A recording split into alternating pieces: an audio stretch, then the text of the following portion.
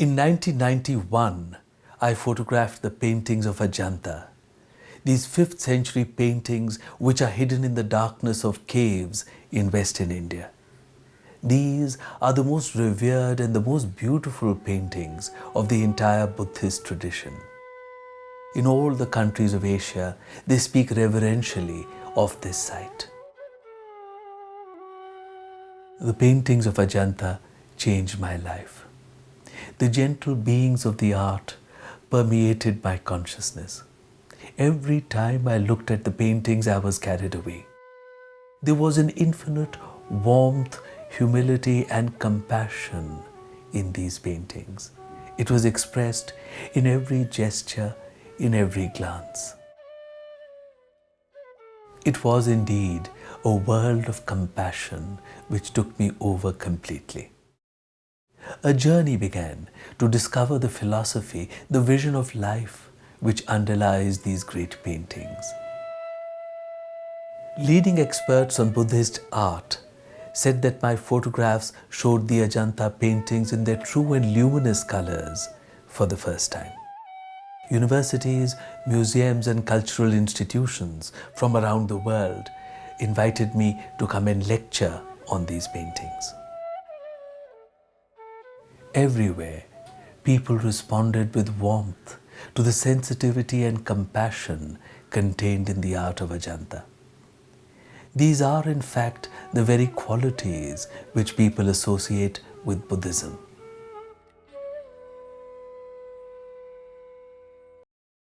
However, many asked questions about current practices in Buddhism, particularly in the Himalayan regions.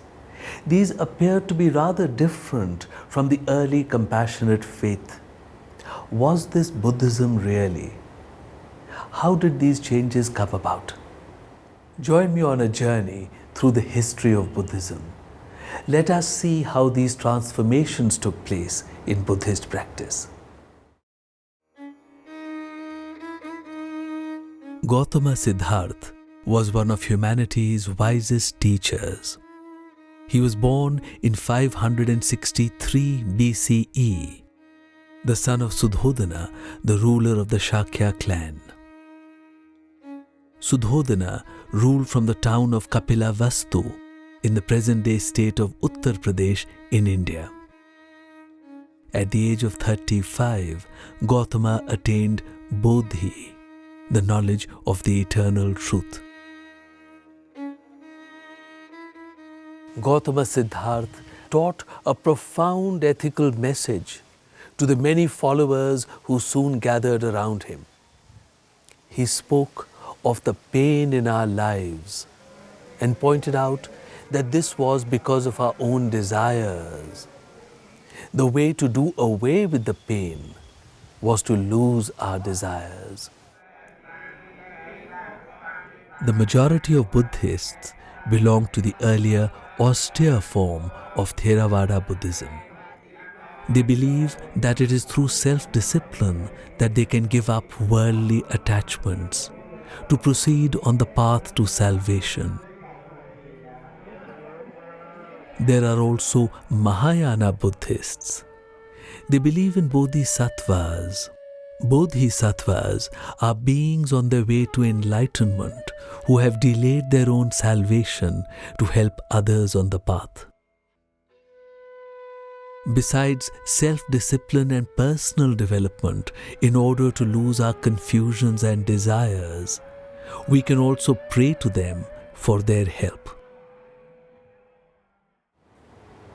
And then there are the Vajrayana Buddhists in the Himalayan regions of India, in Tibet, southern China, Mongolia, and in Japan.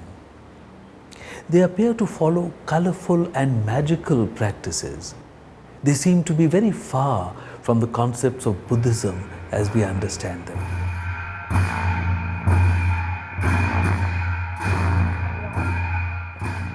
The Cham dance of the Lamas signifies the victory of knowledge over ignorance.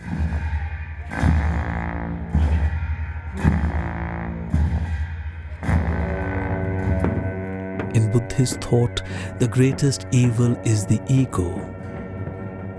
It is that sense of the self which is the greatest illusion which we must lose in order to gain true knowledge. The masks cover the ordinary day-to-day nature of the men and present instead the qualities of the deities within them. There are peaceful masks and those with wrathful expressions.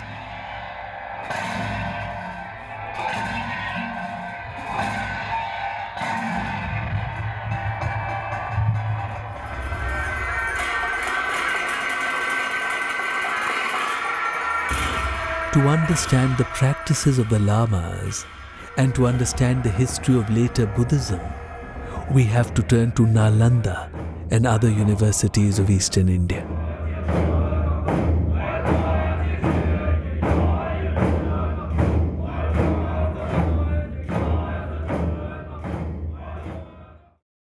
In the first millennium, great Buddhist monasteries were established in the plains of eastern India and in Kashmir.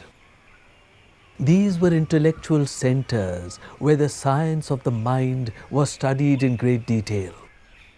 The finest intellectuals analyzed the path, the steps on the path towards Buddhahood or true knowledge.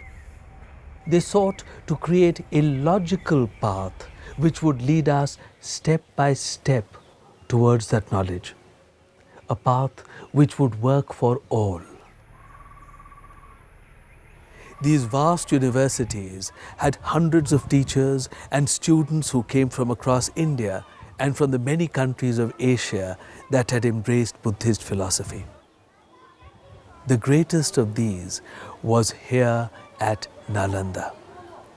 Here there was a spirit of vibrant intellectual thought, a climate of discussion and debate. One of the most important universities in the world was developed not in the medieval West, but right here in India.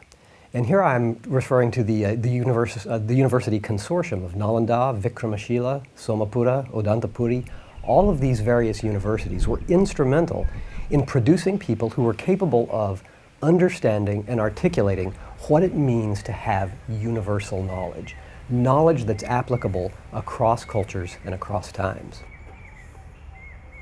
Something which is so unique of Nalanda University in terms of its knowledge and wisdom is the tremendous logic, tremendous metaphysics, and the tremendous study of epistemology, which are all utilized to bring about incredible depth of the warmth in the human being. Buddhism and like Jainism, we have no sort of concept of creator. So one's own salvation must achieve through one's own effort. Now, the main obstacle about salvation is ignorance. There are many different levels of ignorance. So logically, the antidote of ignorance is knowledge, not prayer.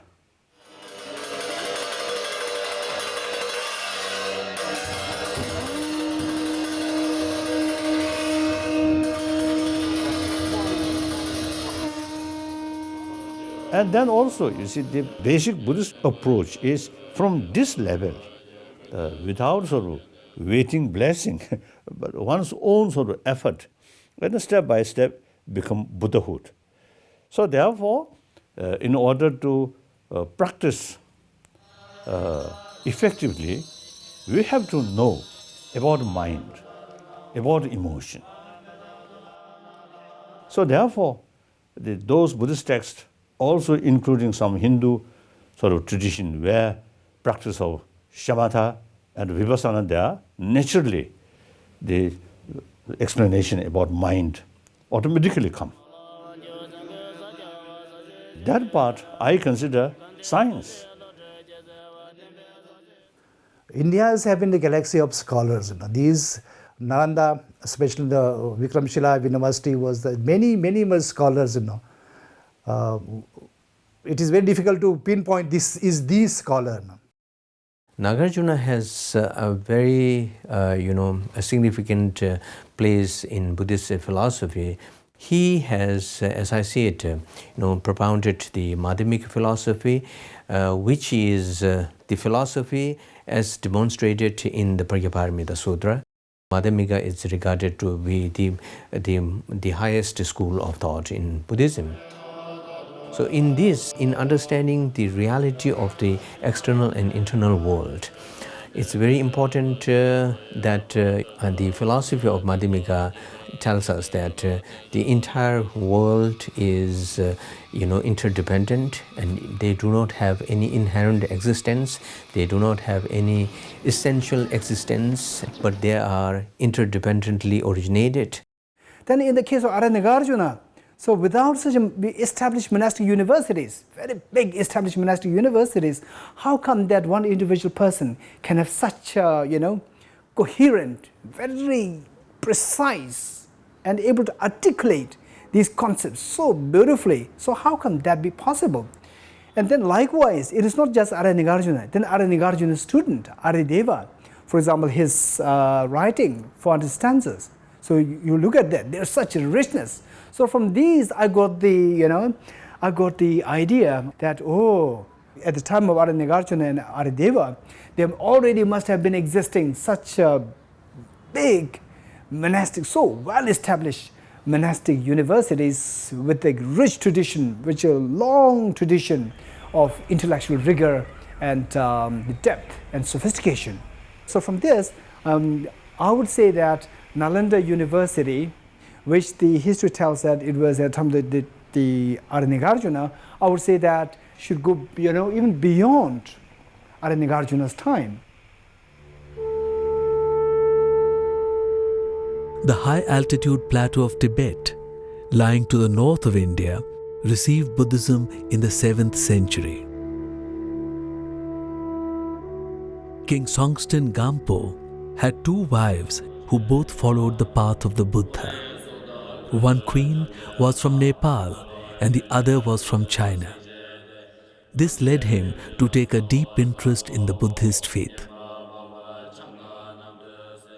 The most overwhelmingly impressive and inspirational thing for me about the Tibetan traditions of Buddhism as received from India is the way in which those great masters of the past went to such incredible lengths to not only go and get those teachings and bring them to Tibet, but the masters, the Indian masters who travelled, went through incredible hardships, and they were willing to put those lives on the line or even sacrifice those lives for the good or the benefit of this much greater vision in which the whole of humanity, particularly perhaps the Tibetan people in the case of bringing Buddhism to Tibet, but in a larger picture than that, the whole of humanity in preserving those traditions for the future, preserving the knowledge, the wisdom,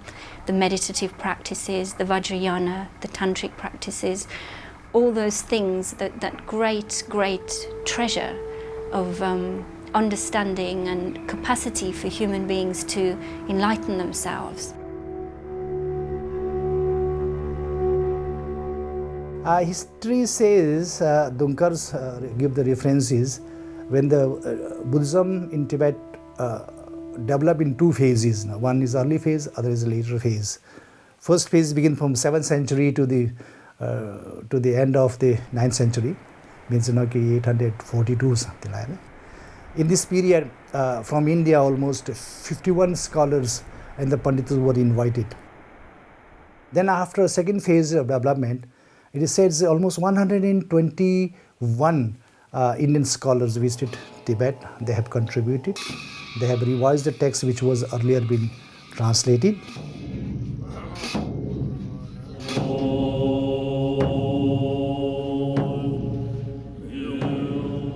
Tibet did not have a written script till the 7th century. The acceptance of the Buddhist faith entailed the understanding of subtle philosophic concepts and profound commentaries. This transfer of knowledge would not have been possible without translating and writing it down. A very sophisticated language and a script capable of preserving this knowledge had to be formulated. Oh yes, Tibetan language or script is very much copy and very much similar. Because it's based on one of the ancient Indian script. Once Buddhism reached Tibet and started translation, then the vocabulary which in Buddhist tradition then translate into Tibetan, not available in Tibetan language, so created new words. So therefore, eventually, the Sanskrit vocabulary or Sanskrit terminology and Tibetan terminology go exactly the same. So this language became potent enough to translate Sanskrit word into Tibetan in exactly in the same meaning and the same purpose.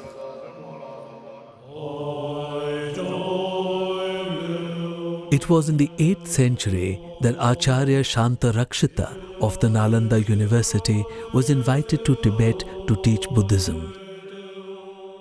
He brought with him a great system of monastic teaching, which was based upon a deep study of the principles of logic. He taught the Tibetans to focus on fundamental concepts such as what is our knowledge based upon? What is knowledge itself? The Acharya Shantarachit, the first person who established Buddhism in Tibet, and he emphasized the Tibetan people to learn the Buddhism not by faith but by reasoning, by logician, and by analyzing the things for oneself, as Buddha had told, not to believe which has been said by Buddha, but to understand by oneself through analyzation and through a rational mind. There were some practitioners, but there were no tradition of monkhood in Tibet, in Tibetan community. So Shantarakshit has greatest contribution in establishing the monastic community in Tibet. So what he did was that while the richness, the main content of this whole legacy, which is in the form of philosophy, so that he started to impart by means of the logic. So he introduced logic there in Tibet. So with the study of logic, then you can't really escape. You can't really have room for diluting the concept. So the logic is like a very precise container. So with this container, you can see what is really there. The measurement is so accurate. So there, the philosophy, which is like the content of this container of the logic, it was so freshly preserved in Tibet. So I think the Tibetan quite fond, use Nalanda name. So all Tibetan tradition, come from each different tradition. Their original sort of masters all come from Nalanda. So I usually describe Tibetan Buddhist tradition is a pure lineage of Nalanda tradition. So I also, start from age from 6, 7, already start memorizing these texts of Nalanda. At that time, I do not know who is the author of these texts and come from which sort of was the institution. I have no idea. Atisha was another great teacher who was persuaded to go to Tibet in the 11th century. He had studied at Nalanda and was a teacher at the Vikramshila University, also in Bihar. He helped to make the philosophy understandable to common Tibetans. perhaps his unique genius, was to be able to take all of this very esoteric information and condense it into a form that could be understood and used by anyone. Another very interesting aspect of universal knowledge is that it can be condensed and transported. Atisha was also instrumental in the condensation of this knowledge so that it could be taken out of the university context, perhaps transported into another culture, and then take root. And this is one of the things that happened in Tibet in the 11th century. He was amazingly learned, and his signature kind of text, the light to the path, the lamp to the path to enlightenment. This text formed the basis for the later school of the Gelugpas under Tsongkhapa, and formed the basis for the gradual path to enlightenment, the Lamrim, that became the signature of that school.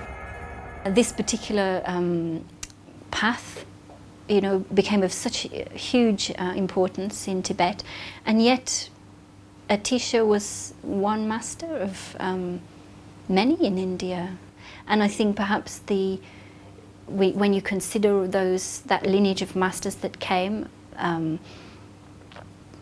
you can say that they must have represented a very small number of those who were in existence in India at the time.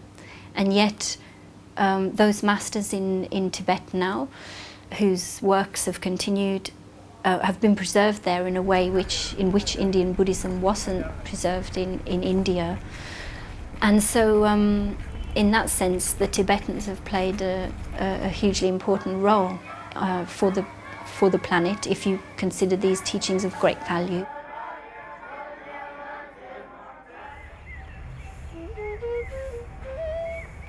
We know about a few of the great teachers of the Nalanda University owing to the writings of the Tibetans. What a place Nalanda must have been, and what a great society it must have been out of which all this was born. A society which gave so much importance to rational thinking and the logical search for knowledge. Truly an intellectual society. Nalanda may have produced thousands of great scholars throughout the time. His Holiness Dalai Lama has enlisted 17 kind of leading outstanding scholars of Nalanda monastery throughout the time, and he composed a prayer to all those 17 outstanding scholars. The universities of the plains of Bihar in medieval India had to have been incredible places to be at the time. When you think about the thousands and thousands of monks and scholars that were concerned with the most important things every day, year in and year out, we must understand that there was something incredibly special going on here. This was not a pastime. These were the most important aspects of human experience that were being developed, concentrated on, for the good of humanity. Imagine something like that. Here in the modern world, we're used to thinking of everything as being marketing-driven and money-driven. This instead is being driven by the evolution of consciousness, the growth of consciousness, the growth of compassion. I think since Buddhism flourished in Tibet, whole Tibetan way of life changed. Buddha come from India. So therefore, we Tibetan, look India as something Arya Bhumi, a very sacred sort of land. Tibetan, then you should consider such Tibetan who once went to India, some study and speak Sanskrit or Pali, and they have a little bit sort of higher status. India, sacred land. Anything from India is something very sacred, very holy.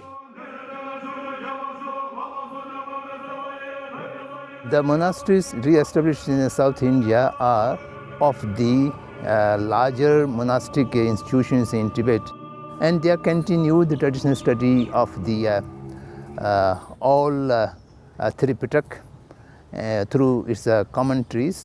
Buddha himself, you see, they advise us, "O my follower, bhikshus and scholars should not accept my teaching out of faith and devotion, but rather through thorough investigation and experiment." So that way of approach is, I think, very suitable in modern time. And the scientific-minded people, you see, loves that kind of way of approach. So perhaps I think in modern time, see, people who not easily sort of accept things, rather through investigation, experiment. So such people finds Buddhist way of approach is more realistic, more practical. In the Indic civilizations, I think one could go much wider and much deeper. You could ask questions: why are we here? What is the nature of God? What is the nature of the self? What is the purpose of human existence? You know, these things are the subject of great dialogues. It's much closer to the Socratic dialogues.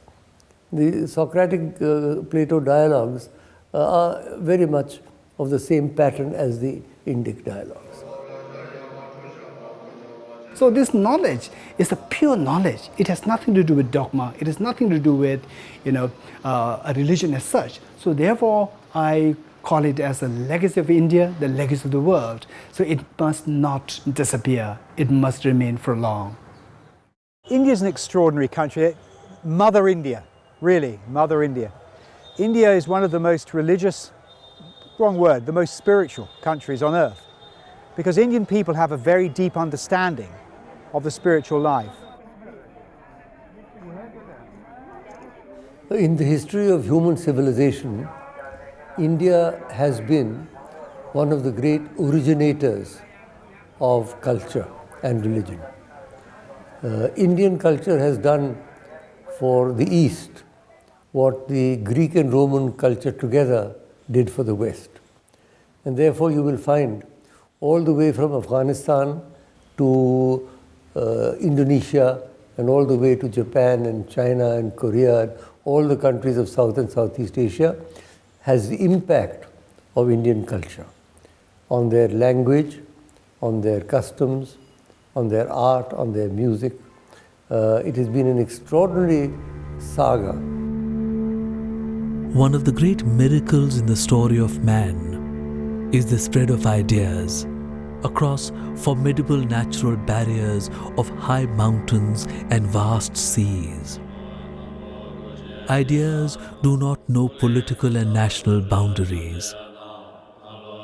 The ready acceptance of the ideas of life by the people of faraway lands underlies the sameness of human life and the human condition everywhere.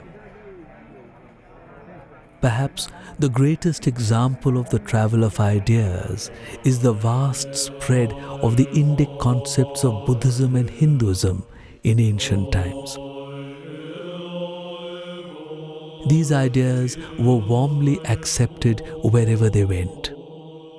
From Sri Lanka in the south to Mongolia in the north, from the river Volga in the west to Japan in the east. This spread was not through military conquests, but simply through Indian traders.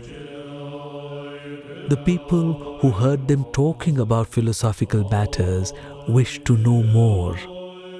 Here was a philosophic vision which appeared to bring peace and happiness in one's life. Therefore, Indian teachers were cherished and sought.